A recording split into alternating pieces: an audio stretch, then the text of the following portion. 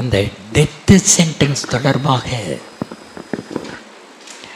நான் 4 அத்தாரிட்டி சொன்னேன். 13 குற்றங்களுக்கு death sentence under BNS. You confirm that.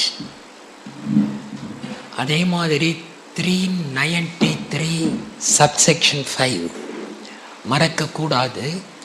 ஒரு மரண தண்டனையை எவ்வாறு நிறைவேற்றுவது, எப்படி அந்த தீர்ப்பிலேயே அந்த வாசகம் வரணும். விடுதலை செய்வதாக இருந்தால் பி செட் அட் லிபர்ட்டி அந்த வார்த்தை இருக்கணும். ஒரு மர்டர் கேஸ் ஒரு ஆள் மேலே நடக்குது. அந்த கேஸில் தீர்ப்பு இப்படி இருக்கலாமா பாருங்க. குற்றம் சாட்டப்பட்டிருக்கிற வி என்ற நபரை கொலை செய்ததாக அரசு தரப்பு வழக்கு சரியாக நிரூபிக்கப்படவில்லை அப்படின்னு மட்டும் எழுதினா போதுமானா? Answer is no. நிரூபிக்கப்படவில்லை என்ன இருக்கணும் அடுத்தது? ஆகவே நீ இந்த வழக்கிலிருந்து விடுவிக்கப்படுகிறாய். அது வேணும். He B set at liberty இந்த ஃப்ரேஸ் தீர்ப்புல இருக்கணும். அதே மாதிரி மரண தண்டனை கொடுப்பதாக இருந்தால் he be hanged by neck till he is dead. அது வேணும். தென் அடுத்தது imprisonment for life. imprisonment for life அந்த சுருக்கமா லைஃப் இம்ப்ரிசன்மெண்ட் அப்படின்னு சொல்றது. அது தொடர்பாக நான் 3 பிரைம் அத்தாரிட்டியை சொல்ல போறேன். நான் அதுக்கு முன்னால ஒரு சென்ட்ரல் ஆக்ட், மத்திய சட்டம் எவ்வாறு இயற்றப்படுகிறது, அதே மாதிரி ஒரு மாநில சட்டம் எவ்வாறு இயற்றப்படுகிறது. இயற்றுதல் என்ன இங்கிலீஷ்ல?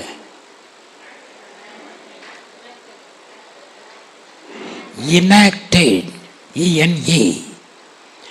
எவ்வாறு ஒரு மத்திய சட்டம் இனாக்ட் செய்யப்படுகிறது, எவ்வாறு ஒரு மாநில சட்டம் இனாக்ட் செய்யப்படுகிறது, that you must know. மத்திய சட்டம் என்பது பாராளுமன்றத்தால், மாநில சட்டம் என்பது லெஜிஸ்லேச்சர், சட்டமன்றத்தால் இயற்றப்படுகிறது.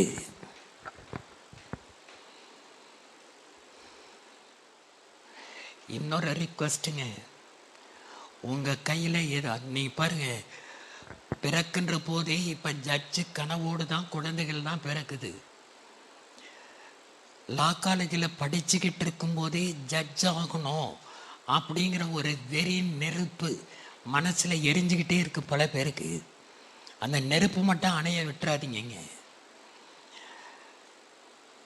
அதுக்கு என்னுடைய ஒரே வழி, ஒரே மீன்ஸ் என்னன்னா, டோன்ட் ஸ்டாப் ரீடிங். ரீடிங்னு சொன்னால் நான் லா புக்கை மட்டும் சொல்லலை.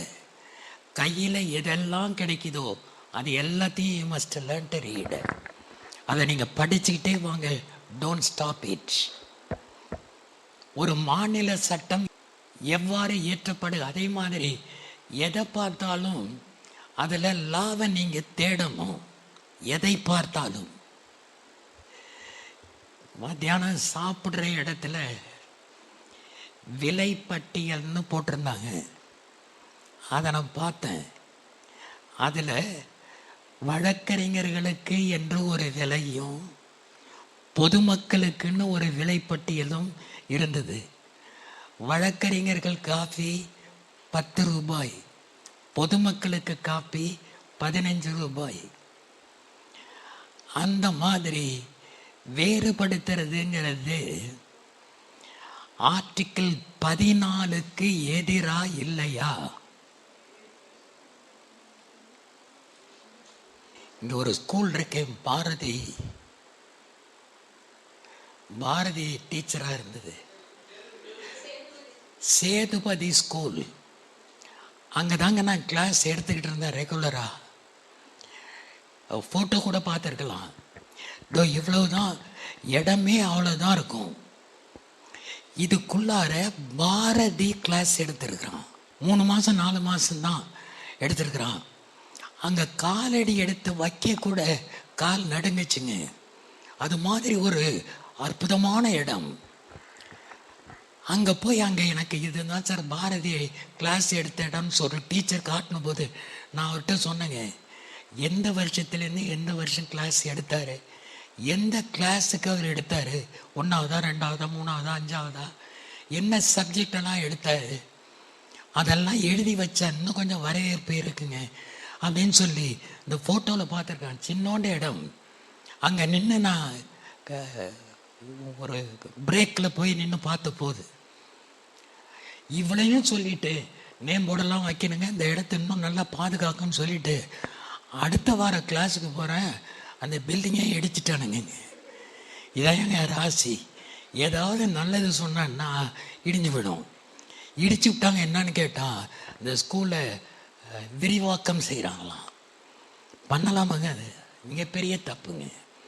கொண்டு வந்து காட்டணும், இதுதான் இந்த இடம், அதுதான் அந்த இடம், காட்டணும். Sir right.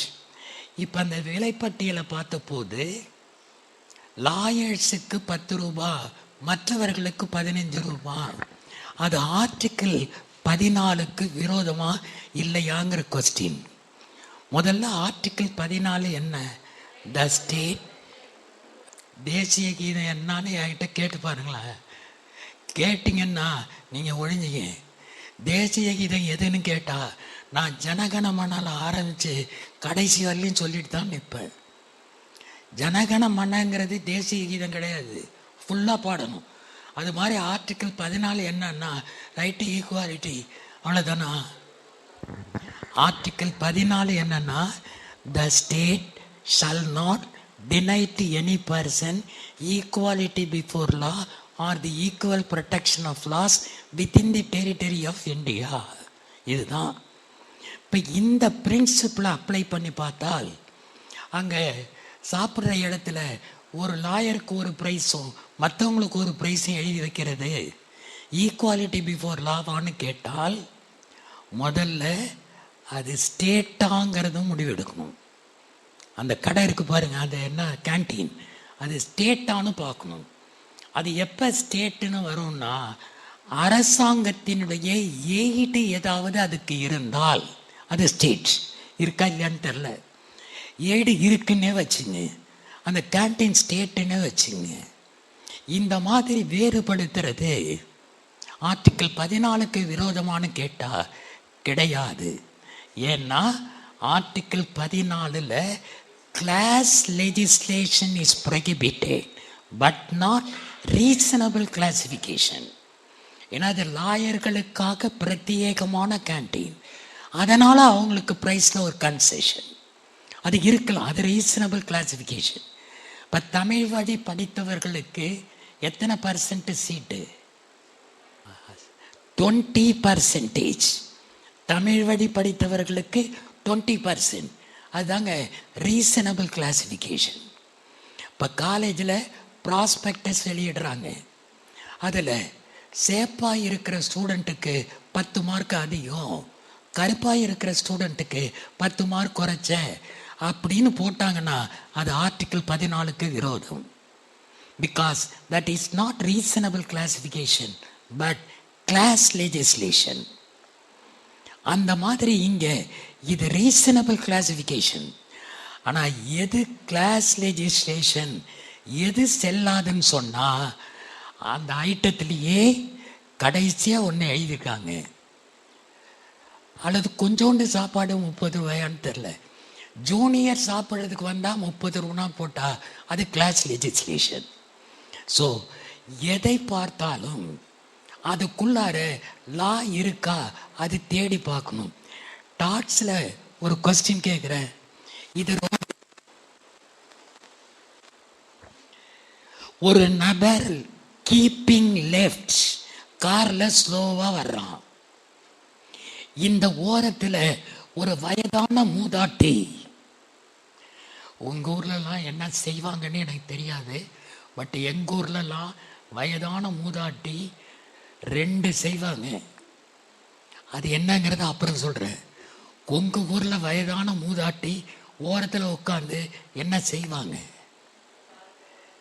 அதெல்லாம் நீங்க கவனிக்கணுங்க. முன் பார்த்து பின் பார்த்து பக்கம் பார்த்து முடிவிடத்தை இங்கேயே நினைத்து பார்த்து கண் பார்க்கும் எதையுமே கருத்தால் பார்த்துன்னு எழுதுவான். அந்த மாதிரி நீங்க எங்க போனாலும் சுத்திலும் என்ன நடக்குதுங்கிறத பார்க்கணும். வயசான மூதாட்டி இங்க உட்கார்ந்து கீத்து முடைஞ்சிக்கிட்டு இருக்கிறா, அமைதியா போறான் இவன் கார்ல. ஒரு குழந்தை திடீர்னு குறுக்க வந்துடுது.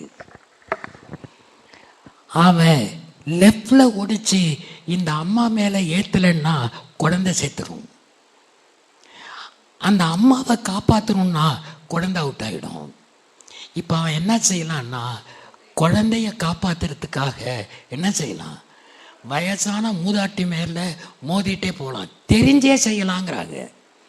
அந்த டாக்டரின் தாட்ஸ்ல வரும், அது அப்படியே ஜெனரல் எக்ஸெப்ஷன்ஸ்லயும் வரும். அந்த டாக்டரினுக்கு பேர் என்ன, இதுவா அதுவா என்ற கொஸ்டின் வரும்போது எதுல டேமேஜ் குறைச்சலா இருக்கோ அதை செய்யலாம். இந்த டாக்டரினுக்கு பேரு தான் டாக்டரின்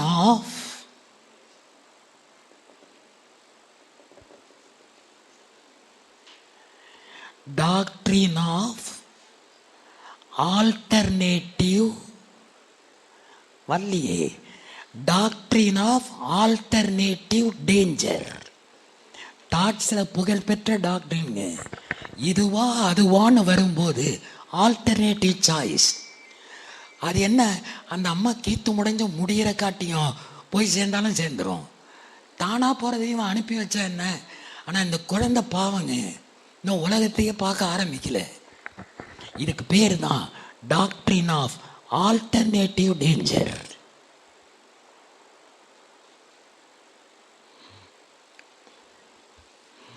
ரைட். இப்ப யூ கம் ஹியர்.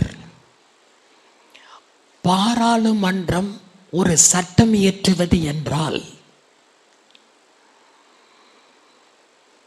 என்ன வழிமுறைகளை பின்பற்ற வேண்டும் சொல்ல முடியுமா?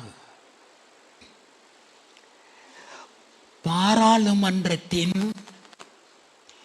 2 அவைகள், லோக்சபா அண்ட் ராஜ்யசபா.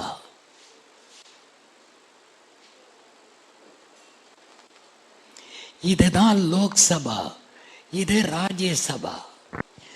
லோக்சபாவுக்கு இன்னொரு பேர் என்ன? லோயர்லாம் போயிடுச்சுமா, கீழவை மேலவை எல்லாம் போயிடுச்சு. ஹவுஸ் ஆஃப் பீப்புள், மக்களவை.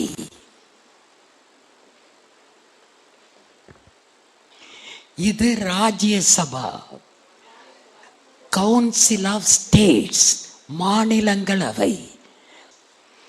இதனுடைய உறுப்பினர்களும் எம்பி தான், இதனுடைய உறுப்பினர்களும் எம்பி தான்.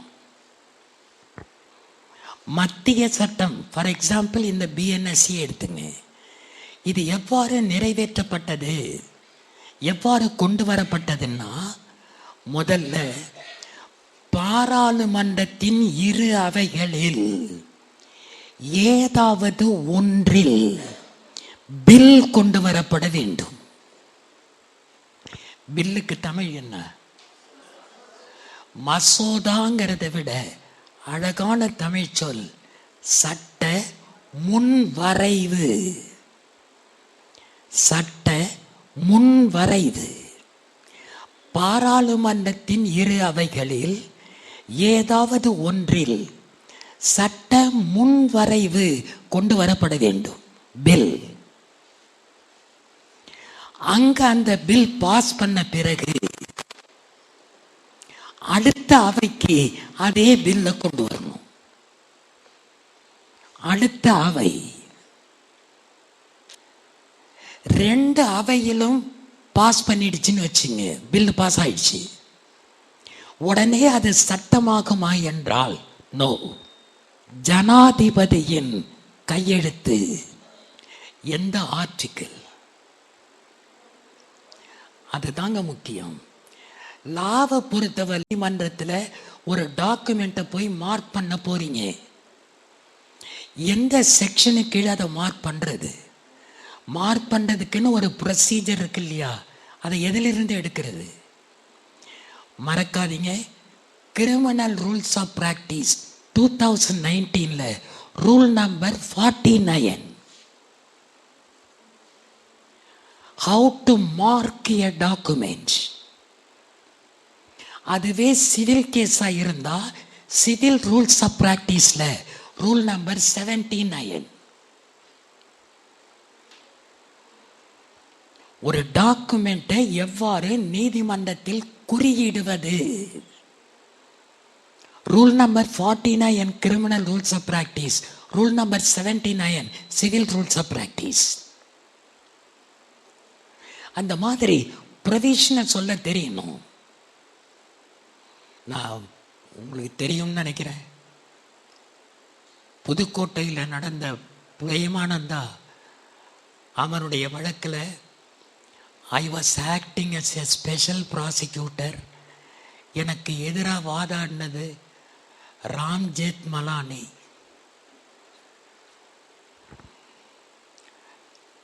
அங்க பிட்டி என்னன்னு கேட்டா, அவருக்கு தமிழ் தெரியாது, எனக்கு இங்கிலீஷ் தெரியாது. லாங்குவேஜ் ஹடில் இருக்கிறதுனால உங்க ப்ராசஸ்ல ஒரு சின்ன தடுமாற்றம் கூட கூடாதுங்க. எனக்கு இங்கிலீஷ் வரல அப்படின்னு நீங்க ஷ்ரிங்க் ஆயிடவே கூடாது, சுருங்கிடக்கூடாது. லாங்குவேஜ் என்பது after all a vehicle of thought, that's all.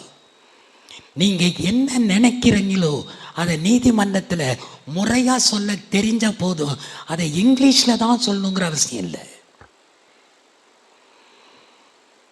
எனக்கு இங்கிலீஷ் வராது, அவருக்கு தமிழ் வராது. நான் முக்கியமான விஷயங்கள் எல்லாத்தையும் தமிழ்லயே அடிச்சு விட்டுருவேன். அவருக்கு தமிழ் தெரியாது, தவிப்பாரு, இங்கிலீஷும் மாறு.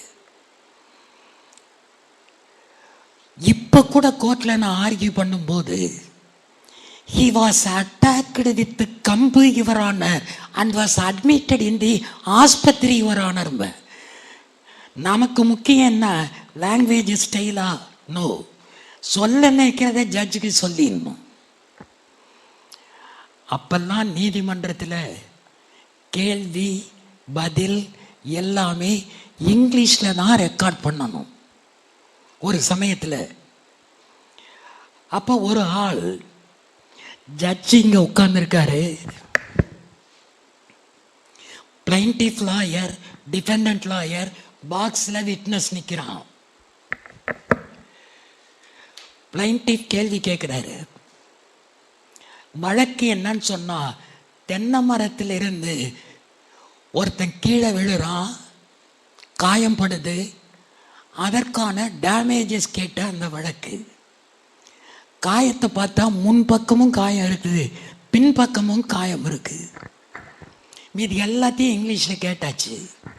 இந்த லாயர் கேட்கிறாரு, ஏன்பா நீ கீழே விழுந்தா முன்பக்கம் காயம் இருக்கணும் அல்லது பின்பக்கம் காயம் இருக்கணும், உனக்கு எப்படி 2 பக்கம் காயம் இருக்குன்னு? அப்ப அவன் சொல்றான், முதல்ல நான் குப்புற விழுந்தேன், அதுக்கப்புறம் நான் மல்லாக்க விழுந்தேன், அதனால இங்கேயும் காயம் இங்கேயும் காயம்னு. இப்ப பிரச்சனை என்னன்னா, முதல்ல குப்புற விழுந்தாங்கிறதுக்கு என்ன இங்கிலீஷ் இந்த 2 லாயர்ஸுக்கும் தெரியல. மல்லாக்க விழுந்தாங்கிறதுக்கு என்ன இங்கிலீஷ் 2 லாயருக்கும் தெரியல. மேல ஜட்ஜி இவனை கடந்து தடுமாறிட்டு இருக்கிறாங்க. கொஞ்ச நேரம் கழிச்சு என்ன என்ன வாட் ஹேப்பன்னு கேட்கிறாரு. அவர் சொல்கிறாங்க, சாட்சி சொல்கிறாருங்க, முதல்ல குப்புற விழுந்தேன், அப்புறம் மல்லாக்க விழுந்தேன்னு. எங்களுக்கு இங்கிலீஷ் தெரியலன்னு. ஜட்ஜி யோசிக்கவே இல்லையே. டைப்பிஸ்ட்டை பார்த்து டைப் அடிமா, ஃபஸ்ட்டு ஐ ஃபெல் குப்ரக்கா அண்ட் தென் மல்லாக்கா. சரியா பேச்சு. எஸ், நெக்ஸ்ட் கொஸ்டின்ட்டார். பிரச்சனையை எவ்வளோ ஈஸியாக சால்வ் பண்ணிட்டான் பாருங்க. ஸோ லாங்குவேஜை பற்றியெல்லாம் you don't worry about that. Care பண்ணவே கூடாது. உங்களுக்கு என்ன தெரியுதோ அதை உங்கள் ஃபீலிங்கோட. கும்பகோணத்தில் ஒரு senior lawyer, very respectable man. நான் இங்கே கூட மிஸ்டர் வெள்ளைச்சாமியை பற்றி எனக்கு சரியாக தெரியல. நிறைய பேர் அவரை பற்றி சொன்னாங்க. கீழேருந்து மேலே வர காட்டியும் குறைஞ்சது ஒரு 12 இடத்துலையாவது சாரோட ஃபோட்டோ இருக்குது. அது சிரிப்பிலேயே ஒரு நல்ல கவர்ச்சி இருக்குது. ரைட், ஒரு சீனியர் மேனுங்க. உங்களுக்கு தெரியுமா, நான் லா முடிச்சுட்டு மதுரையில் தாங்க ப்ராக்டிஸ்க்காக வந்தேன். இங்கே பெரிய ஃபோட்டோ போகும்போது பார்த்துட்டு போகணுன்னு ஆசையாக இருக்குது. தர்மராஜ் சந்தோஷம் ஃபோட்டோ ஒரு 2-3 வருஷத்துக்கு முன்னாடி அங்கே பாரில் ஒரு மீட்டிங் நடத்துனாங்க. அதில் நான் கான்ட்ராக்ட் ஆக்டை பற்றி பேசினேன். அப்போ வந்தபோது அவரை பார்த்தோன்னே அப்படியே ஷாக் ஆகிடுச்சு. என்ன காரணம்னா, நான் நாங்கள் லா முடித்த உடனேயே நான் பாண்டிச்சேரியில் தான் லா படித்தேன். மதுரையில் தான் வந்து ப்ராக்டிஸ் பண்ணணும்னு முதல்ல அப்போ தர்மராஜ் சந்தோஷம், ராஜையா, புகழ்பெற்ற வழக்கறிஞர்கள் ராஜையா, அவர்கிட்ட தான் முதல்ல போனேன். அவர் 4-5 கேள்வி கேட்டார். பதில் சொல்லியிருப்பேனா சொல்லியிருக்க மாட்டேன். ஒரு கேள்வி கூட பதில் சொல்லலை. அவர் இங்கே வேண்டாமே, ஆல்மோஸ்ட் ரிஜெக்டட். அதுக்கப்புறம் தர்மராஜ் சந்தோஷம் அதே மாதிரி அவர் ஒரு 4-5 கேள்வி கேட்டார். அதுக்கே எனக்கு தெரியல. I am sorry, you are unfit to be at மதுரைன்ட்டார். அழுதுகிட்டே நான் திருப்பி கும்பகோணத்துக்கு போனேன்.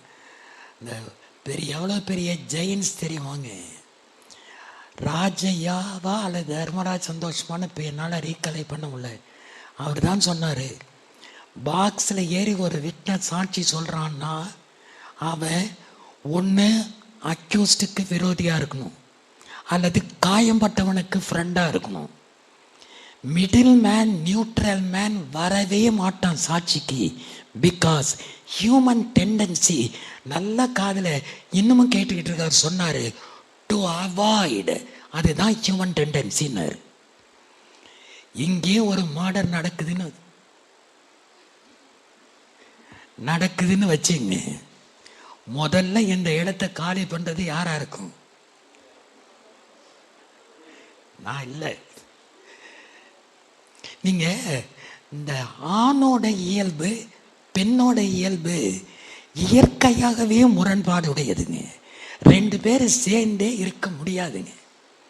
அது சொல்லுங்கல்ல, அரேஞ்சு மேரேஜ் மட்டும் நல்லாவா நடக்குதுன்னு. அந்த இழவும் நல்லா நடக்கிறது இல்லை, இந்த லவ் மேரேஜ் இழவும் நல்லா நடக்கிறது இல்லை. அதனால தான் இந்த மேரேஜுங்கிற கான்செப்டே அழிக்கப்பட வேண்டும். நான் மட்டும் லா மினிஸ்டராக வந்தோடனே போடுற முதல் கையெழுத்து திருமணம் என்பது குற்றமாகும் போட்டுருவேன். ஒத்தே வராது. நீங்க டெஸ்ட் பண்ணியே பாருங்க. ஒரு சட்டையை பெண் கிட்ட கொடுங்களேன். சட்டையை பெண் கிட்ட கொடுத்தா அவ முதல்ல தன் இடது கையை தான் உள்ளார விட்டு போடுவா சட்டையை. டெஸ்ட் பண்ணி பாருங்க. ஆனா அதையே ஒரு ஆண்கிட்ட கொடுத்தா முதல்ல அவன் வலது கையை தான் உள்ளார விட்டு போடுவான். நீங்க டெஸ்ட் பண்ணி பாருங்க, நான் சொல்றது அப்படியே இருக்கும். சரி, இறந்து போயிடுச்சு, விழி மட்டும் கிடைக்குது. விழி, அந்த விழி ஆணுடைய விழியா பெண்ணுடைய விழியா எதை வச்சு கண்டுபிடிக்கிறதுனா, பெண்ணுடைய விழியில ஒயிட் ஸ்பேஸ் அதிகமா இருக்கும். White space. ஆணுடைய விழியில ஒயிட் ஸ்பேஸ் குறைச்சலா இருக்கும். மோடி மெடிக்கல் ஜூரிஸ்ப்ரூடென்ஸ் எடுத்து பாருங்க. இது ஒண்ணு.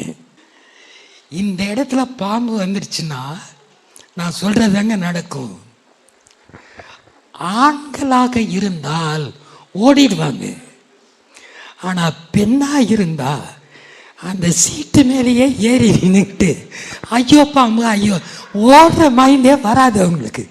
ஆண் ஓடிடுவான். பெண்ணா இருந்தா சேர் மேலேயே ஏறி உட்காந்துக்கிட்டு நின்றுக்கிட்டு ஐயோ பாம்பு ஐயோ பாம்பு. ஆணுக்கும் பெண்ணுக்கும் ஒத்தே வராது. இன்னொன்று, இப்பயே நீங்கள் கிளாஸ் முடிஞ்சோன்னே டெமான்ஸ்ட்ரேட் பண்ணியே பாருங்க.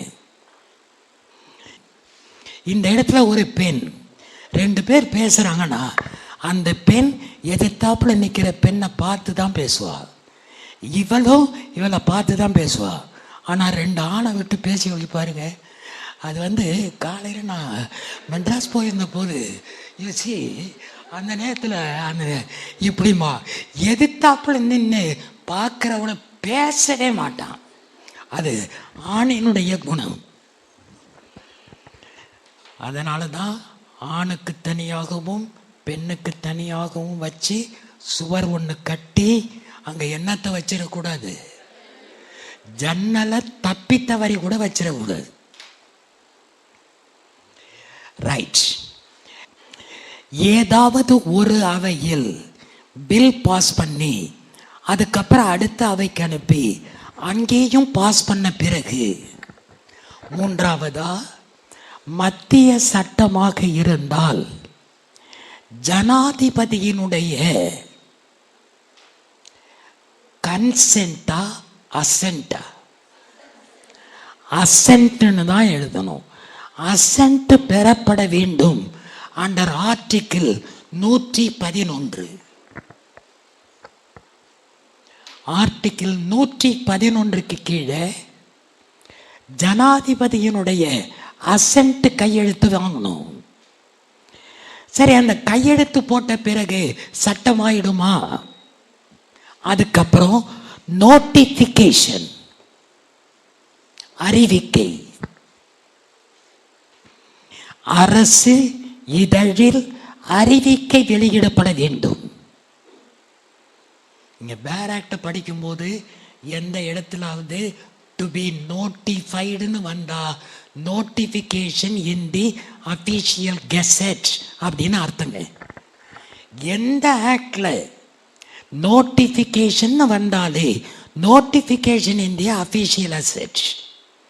அதே மாதிரி எந்த ஆக்ட்லையாவது பிரிஸ்கிரைப்டு என்று வந்தால் விதிகளில் சொல்லப்பட்டுள்ள மாதிரி அப்படின்னு அர்த்தம்.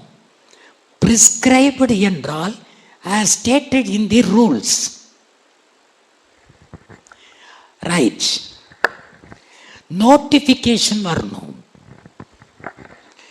சரி, அந்த நோட்டிஃபிகேஷன் வந்த உடனேயே சட்டமாயிடுமான்னு கேட்டா, எந்த நாளிலிருந்து சட்டமாகிறது என்பதற்கு அனதர் நோட்டிஃபிகேஷன். இந்த நோட்டிஃபிகேஷன்ல இருந்து தான் கமென்ஸ்மென்ட் டேட் தெரிய வரும்.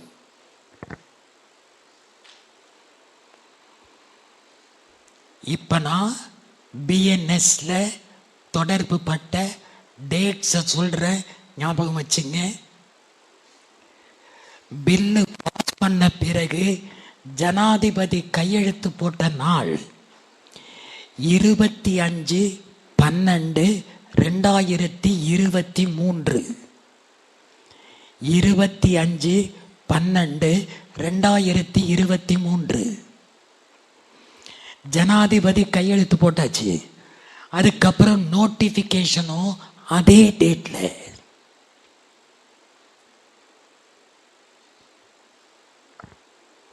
அதுக்கப்புறம் இந்த நோட்டிஃபிகேஷன் எந்த நாளிலிருந்து இது செயல்பாட்டுக்கு வருகிறது, அந்த நோட்டிஃபிகேஷன் 23/2/2024. அந்த 23/2/2024 நோட்டிஃபிகேஷன்ல தான் சொன்னாங்க இந்த சட்டம் 1/7/2024 முதல் செயல்பாட்டுக்கு வந்தது. 1/7/2024.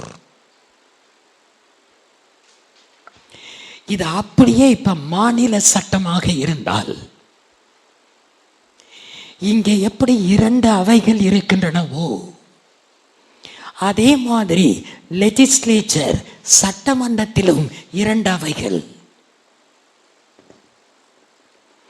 இது லெஜிஸ்லேட்டிவ் அசம்பிளி. தமிழ்ல என்ன? இப்போ இந்த 2026 நடக்க போகிற எலெக்ஷனில் நீங்கள்லாம் ஓட்டு போட போகிறீங்க. நீங்கள்லாம் ஓட்டு போட போகிறீங்க அப்படின்னா என்ன அர்த்தம்? நான் ஓட்டு போட மாட்டேன். ஏன்? நான் தான் லா மினிஸ்டர் ஆக போகிறேன். நான் ஓட்டு போட மாட்டேன். இதுக்கு பேர் தாங்க, நீங்கள் அந்த இப்போ தான் டிவியில் வருதுங்க, அசம்பிளிக்குள்ளார பேசுகிறதெல்லாம் வருது இல்லையா, அதை கேட்டிங்கன்னு சொன்னால் இந்த ஆன்சர் எளிதாயிடும். லெஜிஸ்லேட்டிவ் அசம்பிளி என்றால் சட்டமன்ற பேரவை, அதுதான் assembly. Member of legislative assembly, MLA.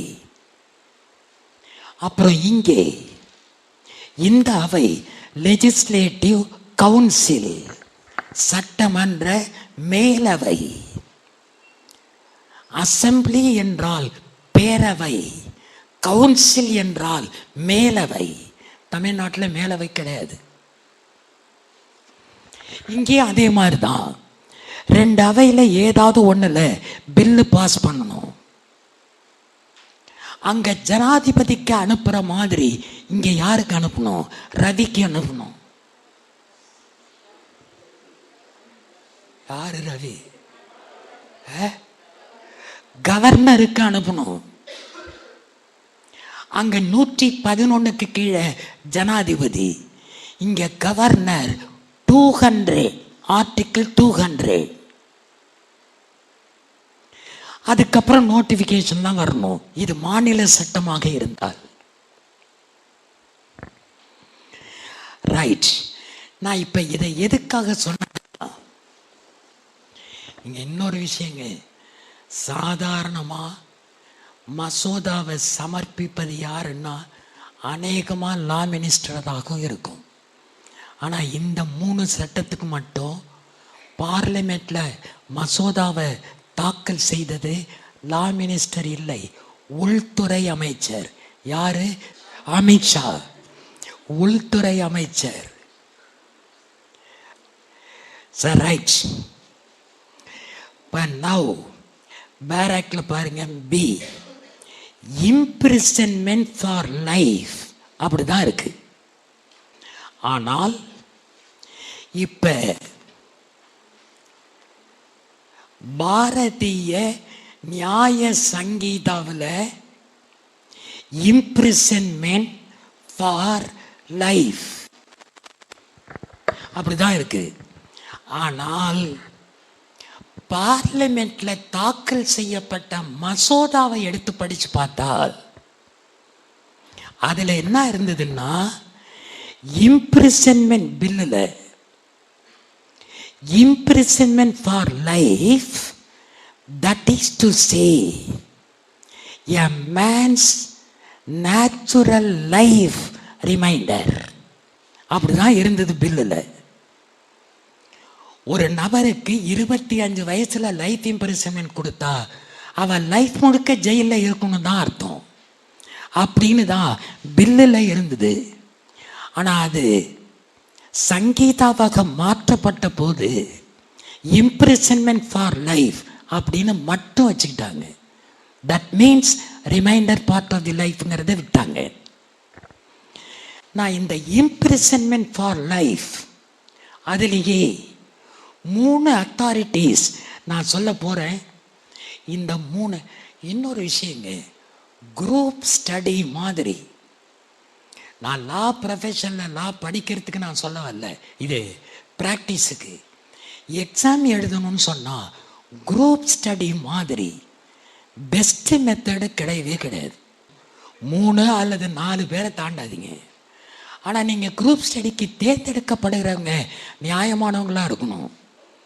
ஒரு கேள்வியை கேட்டு இவங்க 2 பேருக்கும் தெரியல, இவங்களுக்கு மட்டும் தெரியுதுன்னா தெரிஞ்ச ஆன்சரை ஓப்பனாக சொல்லணும்.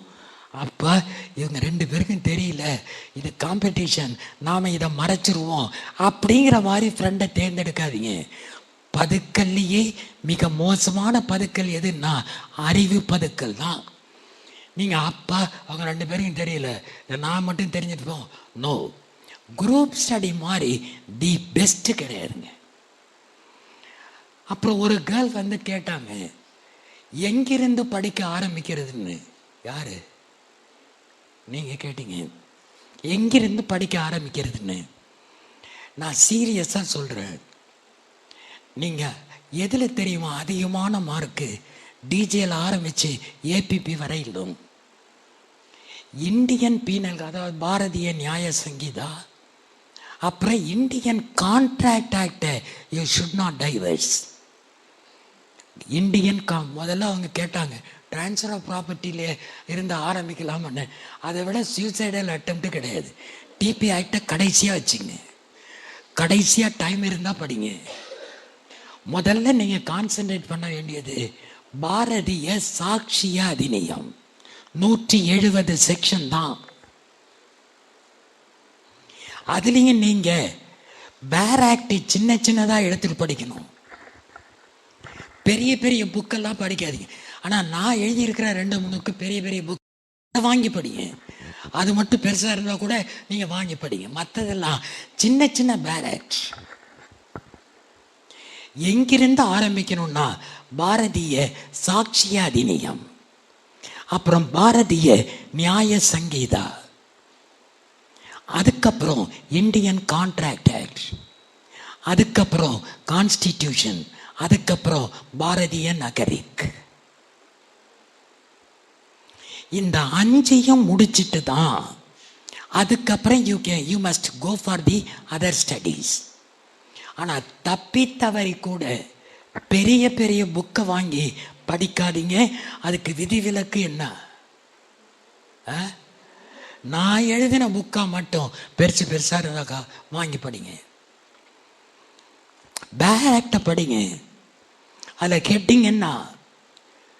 இந்த 2023 மெட்ராஸ்லையும் கேட்டாங்க, சிவில் ஜட்ஜில் பாண்டிச்சேரிலையும் கேட்டாங்க.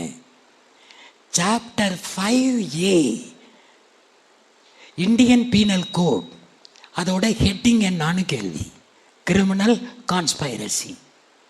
ஸோ ஹெட்டிங், செக்ஷன், டைட்டில், அதில் இருக்கிற இம்பார்ட்டன்ட் வேர்ட்ஸ், இது மாதிரி படிக்க ஆரம்பிங்க.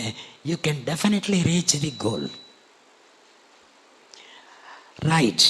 நான் இப்போ இம்ப்ரிசன்மெண்ட் ஃபார் லைஃப் அதை எடுத்துக்கலாம். முதல் அத்தாரிட்டி நான் சொல்லணும்னு நினைக்கிறது, இம்ப்ரிசன்மெண்ட் ஃபார் லைஃப் என்றாலே remaining part of the life, அப்படித்தான் அர்த்தம். இந்த 14 வருஷம் 20 வருஷங்கிறதெல்லாம் சினிமாக்காரன் வசனத்துக்காக போட்டது.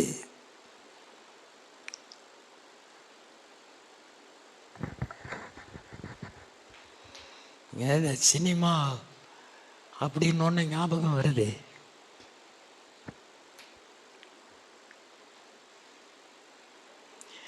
கண்ணதாசன் காத்திருந்த கண்கள் அப்படின்னு ஒரு திரைப்படத்துக்கு பாட்டு எழுதுறாரு.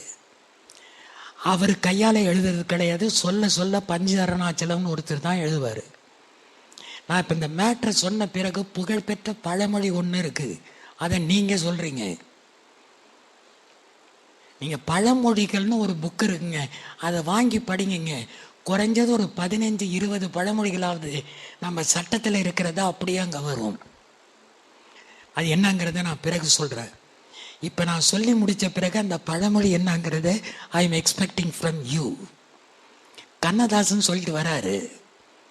அந்த பாட்டோட வரிகள் இப்படி இருக்கும். ஓடம் நதியினிலே ஒருத்தி மட்டும் கரையினிலே அப்படின்னு சொன்னார். இவ எழுதுறவர் என்ன எழுதி விட்டாரு? ஓடம் நதியினிலே ஒருத்தி மட்டும் தரையினிலேன்னு எழுதிட்டாரு. கண்ணதாசன் சொன்னது என்ன? கரையினிலே. அது தரையிலே அடிச்சு கேசட்டாக வெளியில் வந்துருச்சு. இப்போ நீங்கள் பார்த்தீங்கன்னா தரையிலேன்னு இருக்கும். ஆனால் கண்ணதாசன் சொன்னது கரையினிலே. இது எழுதினவன் பண்ண தப்பு. இன்னொரு புகழ்பெற்ற பாட்டு, அதில் ஜேசுதாஸ் போட்டு கொன்னு எடுத்திருப்பாரு பாருங்க, திருக்கோயிலே ஓடிவா. அந்த பாட்டை கேசட்டில் பாடுங்க, கொன்னு இருப்பாரு ஜேசுதாஸ். தெருக்கோயிலே ஓடிவா. திருக்கோயில் வேற, தெருக்கோயில் வேற. திருப்பி கேட்டு பாருங்க. நினைவாலே சிலை செய்து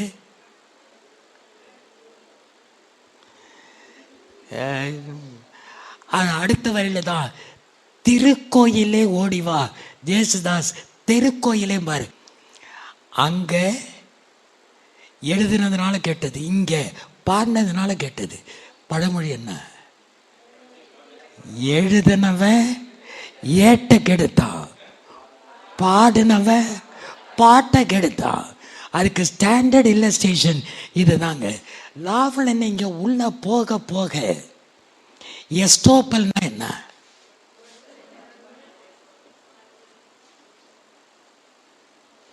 எஸ்டோப்பல்னா என்ன? எஸ்டோப்பல்னா ஒரு உதாரணம் என்ன?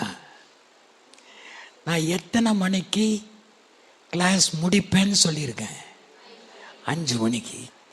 5 மணிக்கு முடிப்பேன் அப்படின்னு சொன்னதுனால உங்க மனசுல ஒரு ஆறுதல், அப்பா 5 மணிக்கு இருந்தாலும் முடிச்சிருவோண்டா அப்படின்னு உங்களை அப்படி நம்ப வச்சுட்டு பின்னாடி நான் 6, 7ன்னு எடுக்கலாமா கூடாது.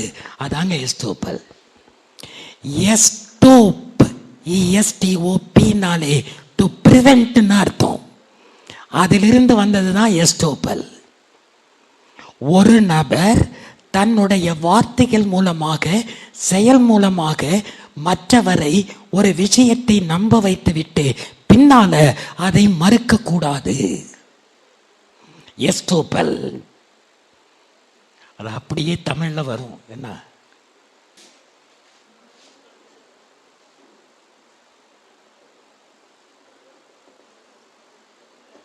அதாங்க எஸ்டோப்பல். எக்ஸாம்ல எழுதிடாதீங்க. எக்ஸாம்ல எழுதினீங்கன்னா நான் திருத்தினேன்னு சொன்னால் ஃபுல் மார்க். அது இந்த சிவில் ஜட்ஜஸ் எக்ஸாம், அவங்க பேப்பர் திருத்தின பல டிஸ்ட்ரிக்ட் ஜட்ஜி சொல்லியிருக்கிறாங்க.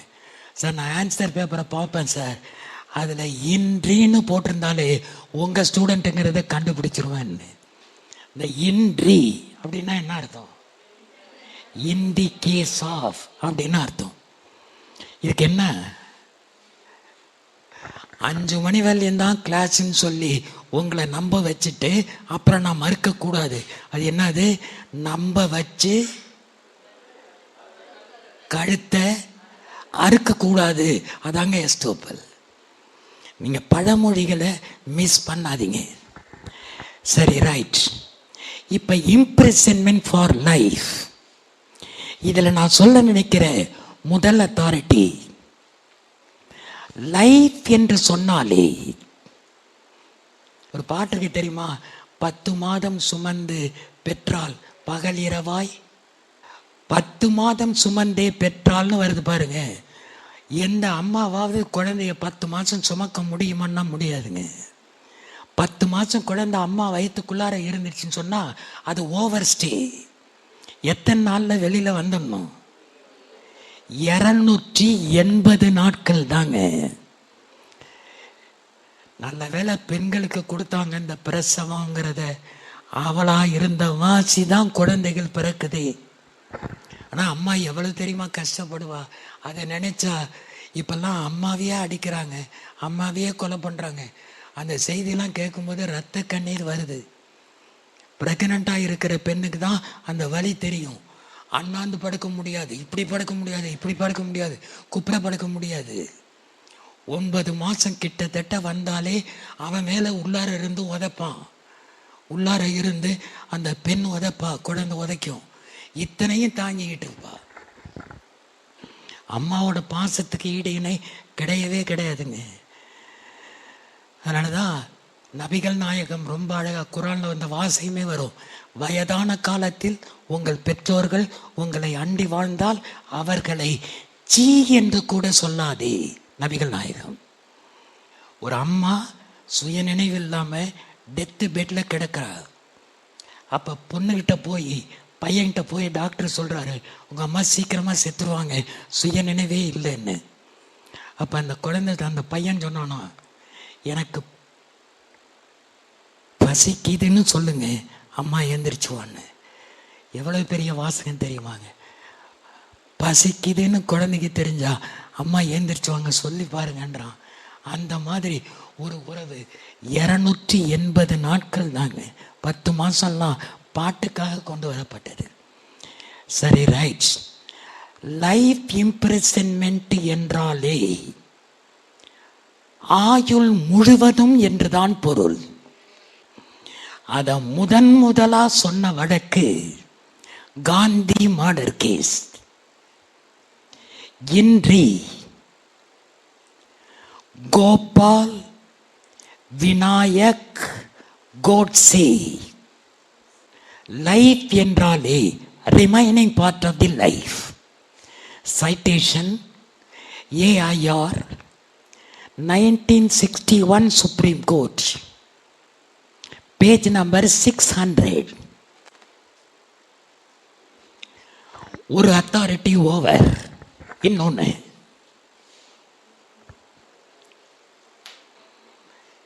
இம்ப்ரிசன்மெண்ட் என்பது எத்தனை வகைப்படும்? சிறை தண்டனை, சிம்பிள் இம்ப்ரிசன்மெண்ட், ரிகரஸ் இம்ப்ரிசன்மெண்ட். இதத்தான் 2 டிஸ்கிரிப்ஷன்ஸ்னு சொல்லணும். அடுத்த பாயிண்ட்ல வரும் பாருங்க. 2 டிஸ்கிரிப்ஷன்ஸ். ஒன்னு ரிகரஸ், இன்னொன்னு சிம்பிள். ரிகரஸ் இம்ப்ரிசன்மெண்ட் என்றால் கடுங்காவல். கடுங்காவல் என்றால் சிறைச்சாலையில கடுமையான வேலை கொடுப்பாங்க. பூச்செடிக்கெல்லாம் தண்ணி ஊற்றணும், காலையில் ஏந்திரிச்சு பூக்கள் எல்லாம் பறித்து கொண்டு போகணும். இப்போ என்ன கொடுஞ்சிறைங்கிறது இது தாங்க. அதுதான் ஜஸ்டிஸ் கிருஷ்ணய்யர் ஒரு தீர்ப்பில் சொல்லுவாரு, rigorous imprisonment means with hard labour. Hard labour.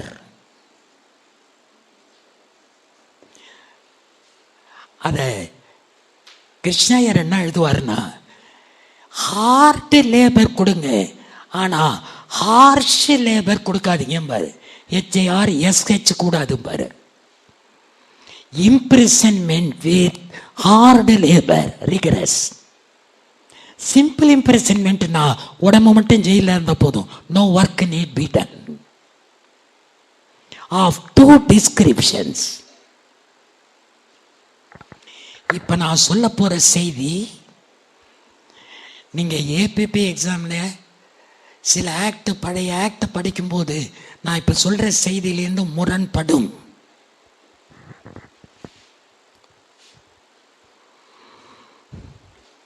Suppose ஒரு நபருக்கு லைஃப் இம்ப்ரிசன்மெண்ட் கொடுத்துறாங்க, rigorous imprisonment for life. Rigorous imprisonment for life அப்படின்னு எழுதலாமான்னு கேட்டா கூடாது. அது நடு சென்டர்னு சொல்ற மாதிரி. 2 வேற வேறவா? நடுனாலும் ஒண்ணுதான், சென்டர்னாலும் ஒண்ணுதான். இதே மாதிரி இன்னொரு வேர்ட் சொல்லுவாங்களேன்னா, நான் வர்றேன் பட் ஆனா, பட்டுனாலும் ஆனானாலும் ஒண்ணுதான். அந்த மாதிரி ரிகரஸ் இம்ப்ரிசன்மெண்ட் ஃபார் லைஃப்னு வராது. லைஃப்னு சொன்னாலே என்ன அர்த்தம்? ரிகரஸ் இம்ப்ரிசன்மெண்ட்னு அர்த்தம். லைஃப்ல சிம்பிள் இம்ப்ரிசன்மெண்ட் கிடையாது. லைஃப்னு சொன்னாலே ரிகரஸ் இம்ப்ரிசன்மெண்ட் தான். அந்த அத்தாரிட்டி தான் இன்றி Satpal, SATPAL, AIR 1993 Supreme Court, page number 1218. 1218.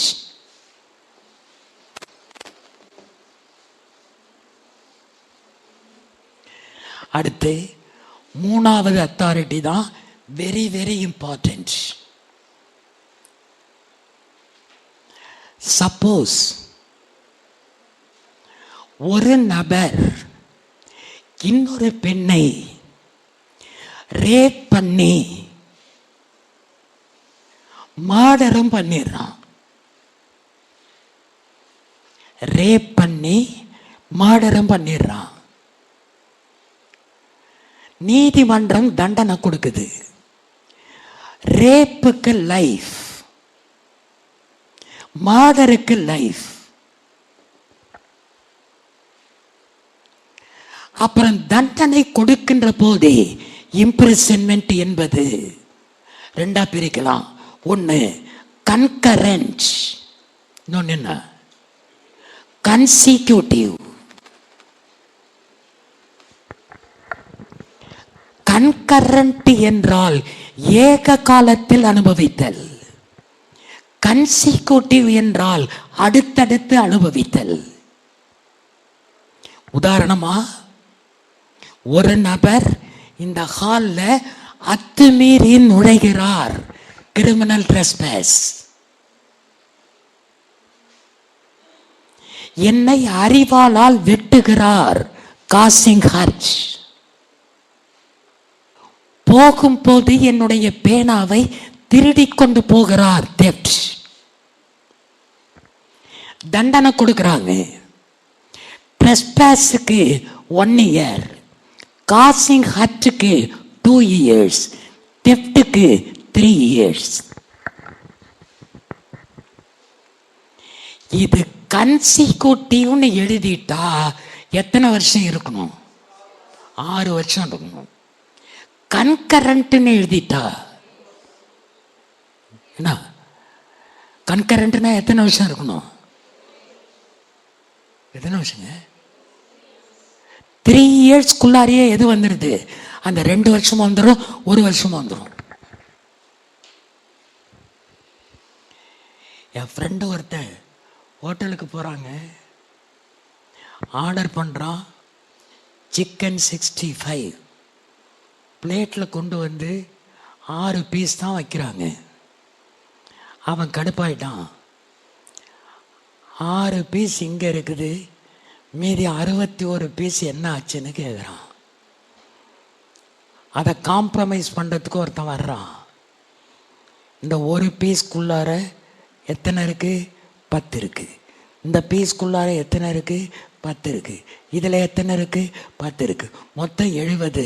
65 தான் ஆர்டர் பண்ணார், மீதி 5 காசு எடுத்துகிட்டு போன்னு. 1 பீஸ்க்குள்ளார ஒரு கோழி இருக்கிற மாதிரி இதில் இந்த 3 வருஷத்துக்குள்ளாரியே எது வந்துடுது? 2 வருஷம் 1 வருஷம் வந்துடுது. 3 வருஷம் இருந்தால் போதும். கன்கரண்ட். கன்சிக்யூட்டிவ் என்றால் 3, 2, 5, 1, 6 வருஷம் இருக்கும். நவ் மை கொஸ்டின் இஸ், ரேப்புக்கு லைஃபும் மர்டருக்கு லைஃப் என்று கன்சிக்யூட்டிவாக கொடுக்க முடியுமா? கன்கரண்டாக தான் இருக்க முடியுமா? அதான் கொஸ்டின். நான் நடத்தின பிரேமானந்தா கேஸில் ஜஸ்டிஸ் பானுமதி அவர்கள் 13 பெண்களை ரேப் பண்ணுறதுக்காக லைஃப், ரவிங்கிற ஒரு இன்ஜினியரை மர்டர் பண்ணதுக்காக லைஃப், அந்த 2 லைஃபையும் கன்சிக்யூட்டிவ்னு உத்தரவு போட்டாங்க. ஆனால் நான் இப்போ சொல்ல போகிற இந்த அத்தாரிட்டிக்கு பிறகு அந்த ஜட்ஜ்மெண்ட் வந்திருந்தா கன்சிக்யூட்டிவ்னு 2 லைஃபுக்கு கொடுக்கவே முடியாது. 2 லைஃப் என்றாலே அது எப்படி இருக்கணும்? கன்கரண்டாகத்தான் இருக்கணும். அந்த தீர்ப்பு தான் 5 judges தீர்ப்பு.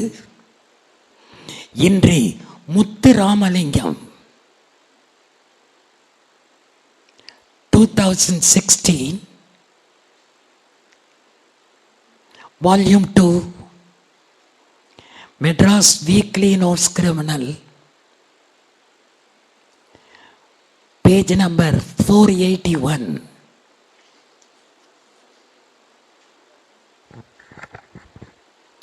So imprisonment for life over. அடுத்தது imprisonment which is of 2 descriptions இருக்கு. 2 description என்ன அர்த்தம்? rigorous அல்லது simple. பேராக்ட பாருங்களேன். rigorous, that is with hard labor. அதைத்தான் ஜஸ்டிஸ் கிருஷ்ணாயர் சொன்னாரு. ஹார்டு லேபர், ஹார்ஷ் லேபர் கிடையாது அப்படின்னு சொன்ன வழக்கு இன்று சுனில் பத்ரா, இன்று Sunil Batra AIR 1980 supreme court, page number 1579. இந்த சுனில் பத்ரா கேஸு வேற ஒரு பாயிண்ட்டுக்கு ரொம்ப இம்பார்ட்டன்ட். என்ன, சாலிட்டரி கன்ஃபைன்மெண்ட்டுக்கு the best authority Sunil Batra, தனிமை சிறை. அடுத்து simple over, forfeiture of property, சொத்து பறிமுதல். அது இருப்பதை நீங்க வெரிஃபை பண்ணிக்கங்க. 154, 155, 203 BNS இந்த 3 குற்றங்களுக்கு மட்டும்தான் ஃபர்னிச்சர் ஆஃப் ப்ராப்பர்ட்டி ஒரு தண்டனையா இருக்க முடியும். ப்ளீஸ் யூ வெரிஃபை, வேற ஏதாவது இருந்தா சேர்த்துங்க. அடுத்தது அபராதம். அபராதம் விதிக்கின்ற போது மெக்காலே இதை கூட எழுதியிருக்கான் பாருங்க. நீங்க ஜட்ஜா இருக்கிறீங்க, அபராதம் விதிக்கின்ற போது விதிக்கப்படுகின்ற அபராதம் not to be